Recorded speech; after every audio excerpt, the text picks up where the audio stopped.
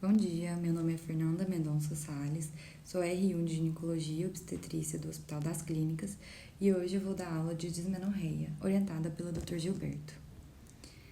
A dismenorreia é definida como um quadro de dor em cólica que acompanha o ciclo menstrual, tem característica cíclica, que precede imediatamente o fluxo menstrual, podendo durar até de 48 a 72 horas. Ela é localizada na região hipogástrica e pode irradiar para a região lombar e para a coxa. Também pode ter sintomas sistêmicos associados, que são eles náusea, cefaleia, irritabilidade e fraqueza. Quanto à epidemiologia, é uma doença que acomete 50 a 90% das mulheres em idade reprodutiva, sendo elas a maioria jovem, que apresenta uma dismenorreia principalmente primária. É uma doença, infelizmente, muito subdiagnosticada e, portanto, subtratada, e para acometer pacientes mais jovens causa grandes impactos escolares e também na produtividade do trabalho. Se não tratada, a dismenorreia pode evoluir para dor crônica, tanto pélvica quanto extrapélvica, e é por isso a importância de fazer uma anamnese e um exame físico nas consultas para tentar identificar a dismenorreia e tratar corretamente. Quanto ao fator de risco, temos a idade jovem, o estresse e o tabagismo. Já como fator de proteção, há uma maior paridade e uso de contraceptivos hormonais. A dismenorreia é classificada em primária ou secundária. Com relação à dismenorreia primária, é uma dor do tipo cólica, recorrente, que associa à menstruação. Então, quando passa a menstruação, a dor melhora. E não é identificada nenhuma doença pélvico-orgânica. Geralmente acomete pacientes jovens com início de 1 a 2 anos após a menarca, que é quando ocorre uma maturidade do eixo hipotálamo-hipófise e os ciclos se tornam ovulatórios. Já na dismenorreia secundária, tem evidência clínica de doença pélvica e a causa mais comum é a endometriose, seguida de malformação mulleriana. Pode ter início desde a menarca, mas não tem uma data definida, porque depende da causa, e os sintomas podem ser progressivos, pode ter dispareunia e uma dor do tipo acíclica, que é diferente da dismenorreia primária, que é cíclica. Quanto à fisiopatologia, a dismenorreia é relacionada a ciclos ovulatórios, por isso que geralmente demora 1 a 2 anos para aparecer após a menarca.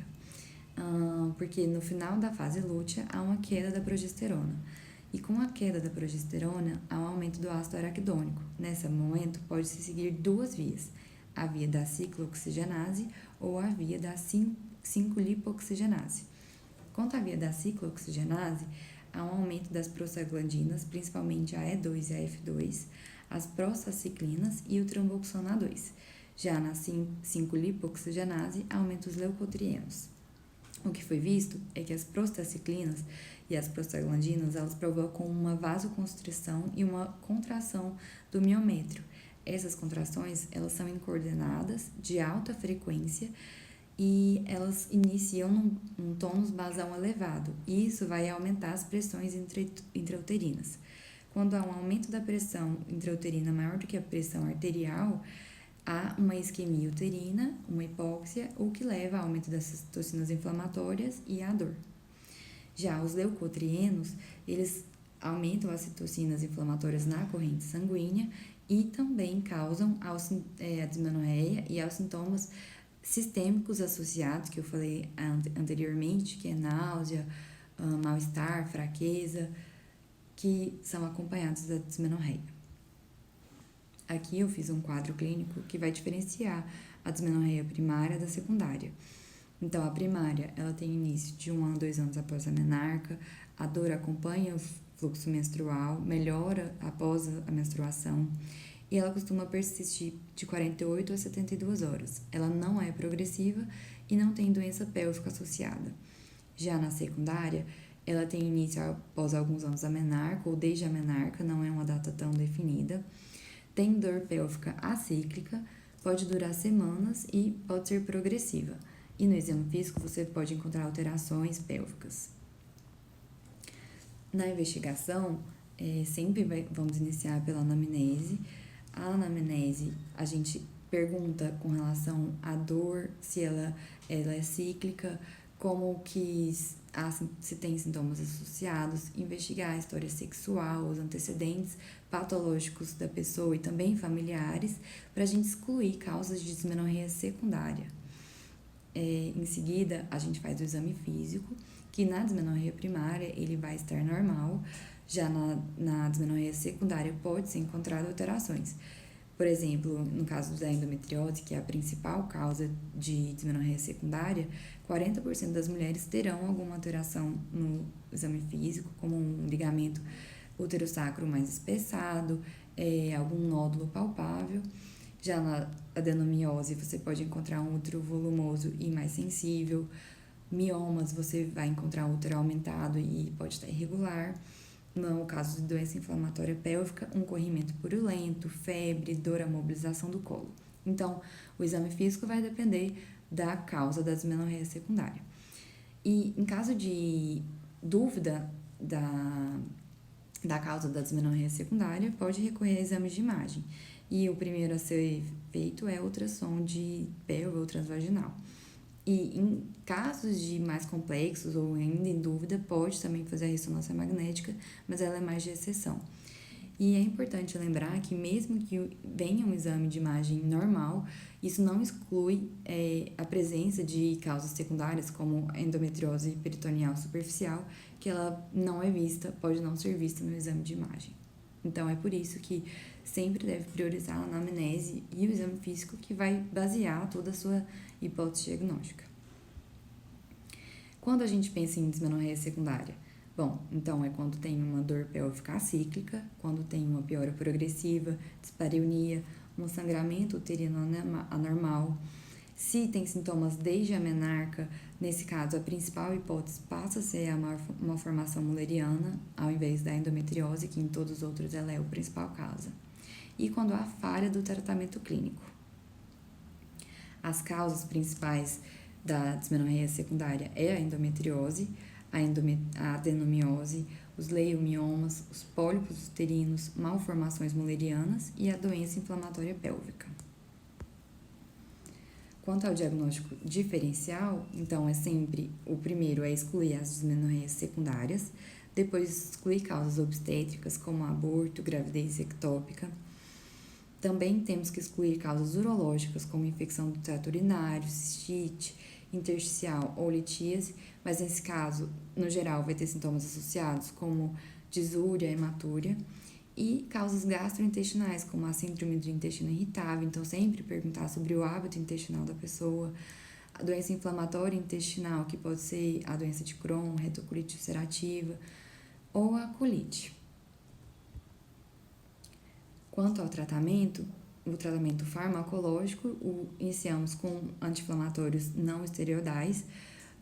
É indicado iniciar 1 a 2 dias antes do início do fluxo menstrual e manter de 2 a 5 dias. Quanto aos anti-inflamatórios na escolha, nenhum se mostrou melhor do que o outro, então fica a critério do médico escolher qual anti-inflamatório dar. No dia a dia clínico, os mais utilizados são o animesolida de 10 mg, que você vai prescrever de 12 em 12 horas, e o piroxicam de 20 mg de 12 em 12 horas. Mas pode escolher vários outros anti-inflamatórios que nenhum teve uma eficácia melhor do que a outra. Uma outra opção de tratamento farmacológico são os contraceptivos hormonais. Eles são a primeira escolha especialmente para as mulheres que desejam fazer uma contracepção ou naquelas que não pode ou que não teve uma boa resposta aos anti-inflamatórios. A gente considera uma boa resposta aos anti-inflamatórios de 4 a 6 meses após o início do tratamento, e aí você pode falar que houve uma falha, e aí nesse caso você pode passar para outro anti-inflamatório ou então aumentar a dose do anti-inflamatório. E é sempre importante, quando houver essa falha, excluir as causas de dismenorreia secundária. Uma outra opção é o uso do DIU de levonorgestrel, que apesar do DIU não bloquear de forma efetiva a ovulação, ele causa atrofia do endométrio, e com essa atrofia há uma redução dos mediadores inflamatórios e assim diminui os sintomas álgicos. Quanto ao tratamento não farmacológico, sempre é indicado fazer uma dieta balanceada e uma dieta rica em ômega 3. O ômega 3 se mostrou diminuir os leucotrienos e as prostaglandinas e assim diminuir a inflamação. Fazer atividade física regular, cessar o tabagismo. O calor local, que é usado há muitos anos, ele se mostrou eficaz. O estudo mostrou que ele se mostrou mais eficaz do que o placebo e até foi comparado ao ibuprofeno. Outras opções também são acupuntura, estimulação elétrica transcutânea e outros que carecem de uma evidência mais robusta são a suplementação de vitamina D, o magnésio e o gengibre. Quanto ao tratamento cirúrgico, ele não tem indicação na dismenorreia primária, então quando você vai pensar em tratamento cirúrgico é em caso de dismenorreia secundária, que teve falha do tratamento clínico. Você pode fazer uma laparoscopia diagnóstica, como no caso de uma endometriose superficial de parede, que ela não é identificada em exames de imagem, pode lançar mão da laparoscopia. Ou em caso de correção de malformações mullerianas e sempre dá preferência pela via laparoscópica.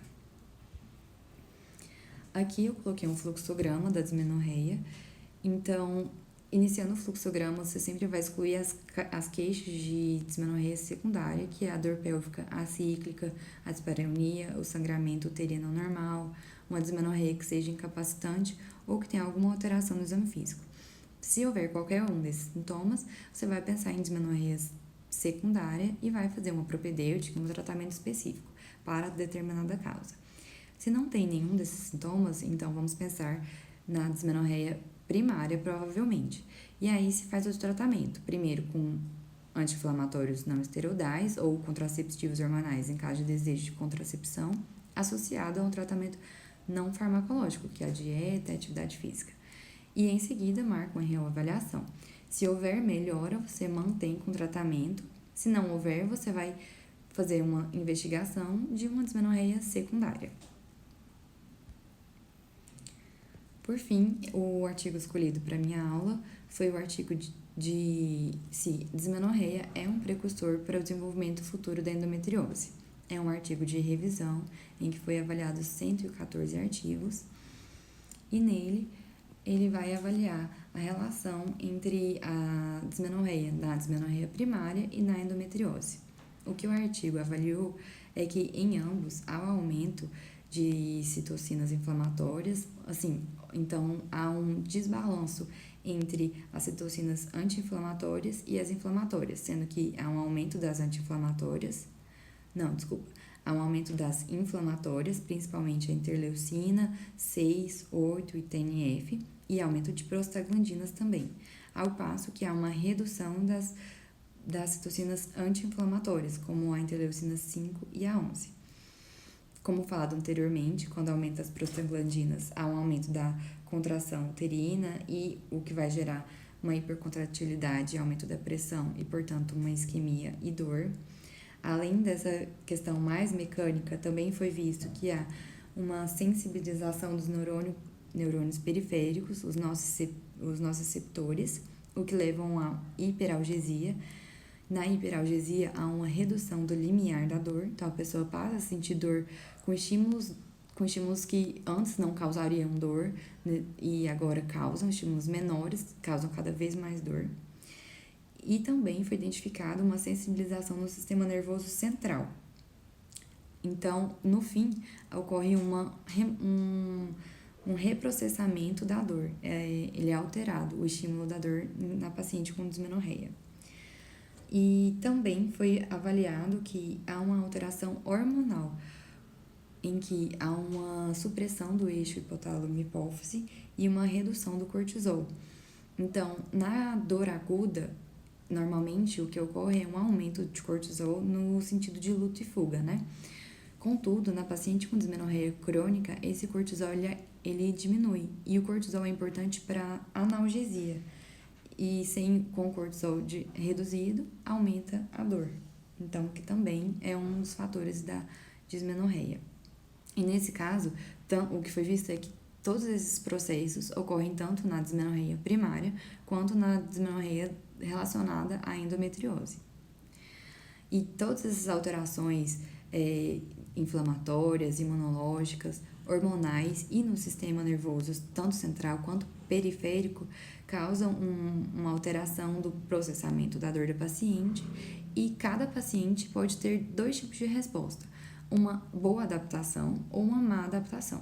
A paciente que tem uma boa adaptação, ela com o tempo, ela vai melhorar a dor, e é o mais natural, é que a dismenorreia primária, ela acomete mais jovens e tende a ir reduzindo com o passar dos anos. Mas tem uma parcela da população que evolui com uma má adaptação e aí tem esse reprocessamento da dor, reduzindo o limiar da dor, e a paciente desenvolve uma dor pélvica crônica, tanto pélvica também quanto extrapélvica. E cada vez mais que diminui esse limiar da dor e diminui o processamento da dor, maior a dificuldade de se encontrar medicações e tratamentos que melhorem essa dismenorreia. Então, a conclusão do artigo é que há uma alteração tanto no metabolismo, no sistema imunológico, hormonal e neuronal do paciente com dismenorreia. Ambos têm uma fisiopatologia inflamatória com aumento de marcadores e a evolução depende de cada paciente. Como eu falei, pode ter uma boa resposta ou uma má resposta. E, contudo, o artigo não conseguiu concluir se há uma associação da dismenorreia primária e a endometriose, ou seja, se a paciente com dismenorreia primária vai desenvolver ou tem um maior risco de desenvolver endometriose ou não. Então, continua no dilema de quem veio primeiro, o ovo ou a galinha. Então, não se sabe se a dismenorreia primária vai levar a endometriose ou a paciente com endometriose tem dismenorreia, né? Então, a conclusão é que carece de mais estudos para confirmar essa associação e ver o que veio primeiro. Essas foram as minhas referências e obrigada!